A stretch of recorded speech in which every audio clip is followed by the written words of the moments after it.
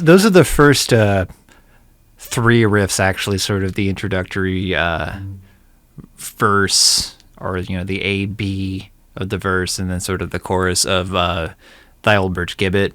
Those are really pretty solid orthodox examples of what the initial basis for a Hvile I Kaos song would be, with the blast bowings, as you saw, with the bow sort of bouncing up and down, sort of as tremolo spiccato. I call it blast bowing. And then also the way the riffs are structured, not necessarily just open fifths, but also a lot of inversions of those chords to create sort of a create sort of a more black metal conducive harmonic structure out of the riff. If you really listen closely, these are black metal riffs, just played on a different instrument, and then the way everything's constructed around that is honestly done from that perspective, even if the end result may not sound like typical black metal. It's written with that in mind.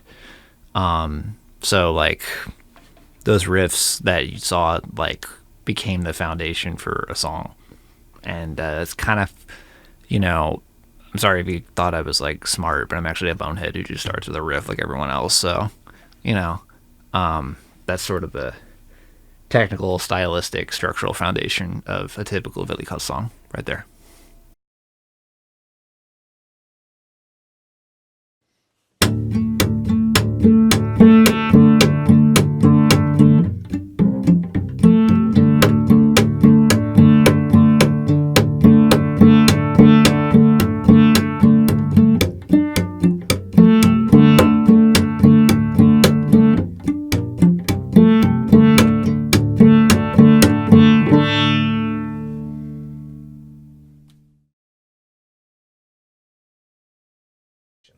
Okay, that was more of a slap pits kind of technique, sort of a slap pizzicato I do with my thumb, and then pluck up with the other fingers.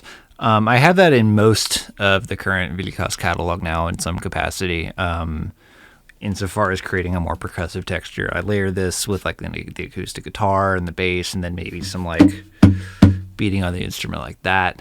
But the slap pits has become sort of a percussive foundation and pretty stylistically symbolic of Hvile I Kaos in a weird way. So, among with blast bowing and other techniques like that.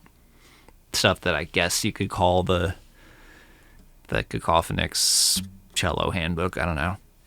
But those are kind of the techniques and approaches I base a lot of my writing around.